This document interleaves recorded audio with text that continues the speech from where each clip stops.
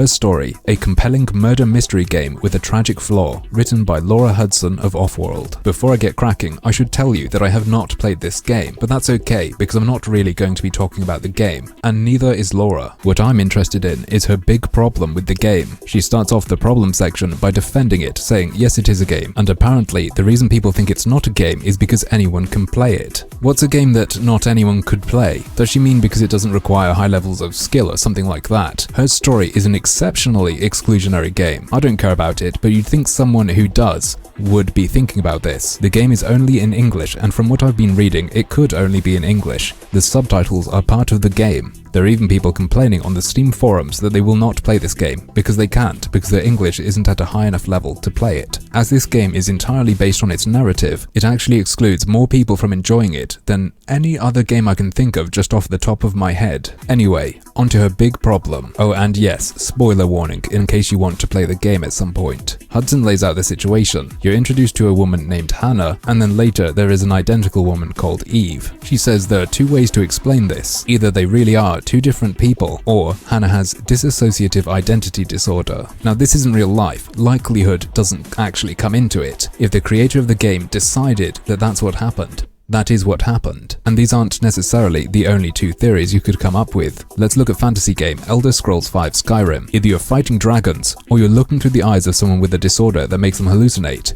Fighting dragons is unlikely, therefore Skyrim is a game about being insane. In Her Story, in spite of it being based in the real world effectively, it is not fantasy. The disorder, or whatever this woman is like, could just be entirely made up. It could not reflect real life. To her credit, Hudson does tell readers that her view of this game is incredibly heavily coloured by having talked to someone with that disorder who believes the game is about that disorder. And you absolutely can do the whole death of the author thing where you ignore intent and just say, this made me think of this, or this makes people think of that. But too often, this kind of critique is not death of the author. It is death sentence of the author, where they remove intent and then take anything they can to interpret it as something damaging and then blame the person for creating it, for causing actual harm. Now I think that's incredibly unfair, because anyone could interpret something any way they wanted. They could have a wild interpretation incidentally. Wouldn't it be absolutely nuts, cruel and unfair to say someone who makes something is responsible for any interpretation of it?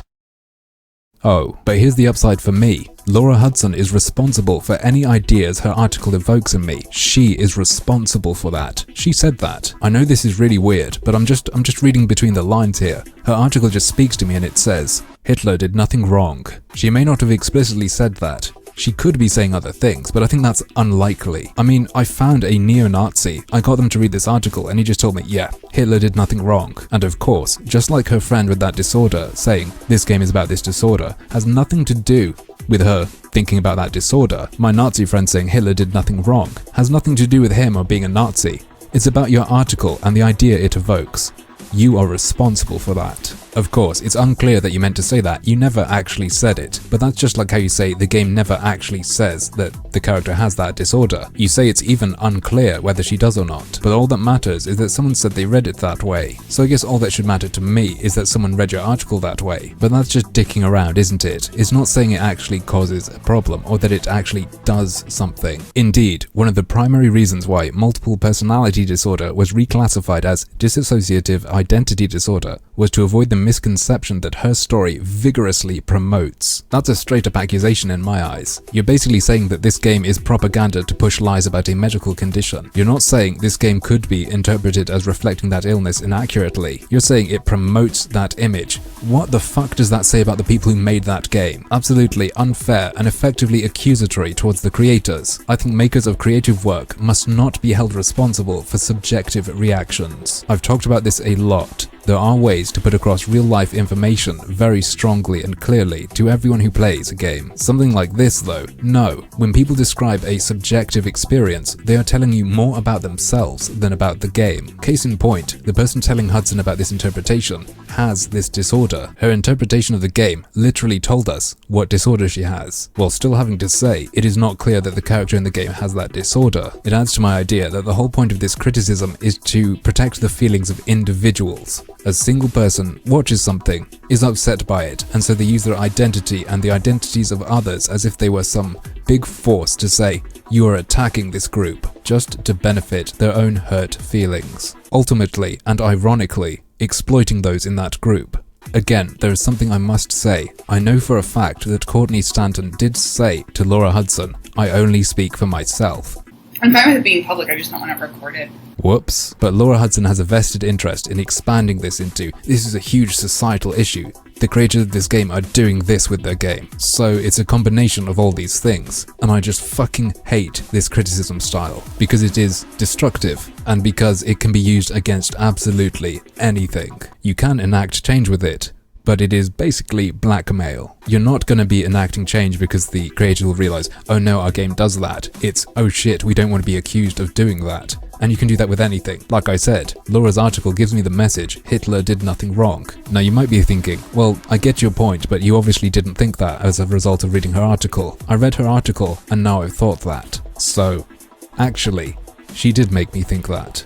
And she's responsible for it, remember? Would it be fair of me to pin that on her as her responsibility for vigorously promoting the idea that Hitler did nothing wrong to the public? No, that would make me into both a giant cunt and an enemy of free speech. Remember, she already said that the game didn't give her that message.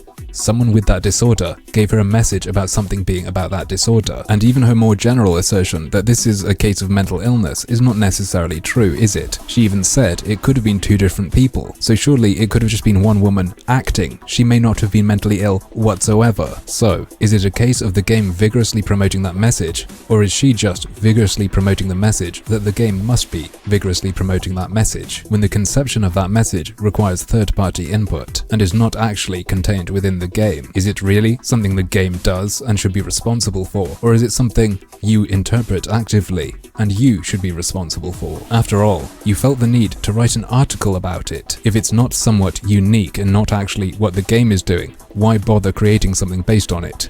If it is unique to you, then surely it is not actually vigorously promoting that message. And yeah, I think it's fine to write about stuff like this. I think it's fine to write anything. I'm not saying someone should be stopped, but I think some critics should think twice about their accusatory style, because, at its core, the argument is, her story misrepresents this disorder by not saying the character has this disorder, and not showing that she has this disorder, because the symptoms don't actually reflect it. What a pile of wank. But, as usual, that's just another one of my harmful opinions. I don't know, because I actually have the mental illness that she is portrayed as having, and it's wrong. Criticisms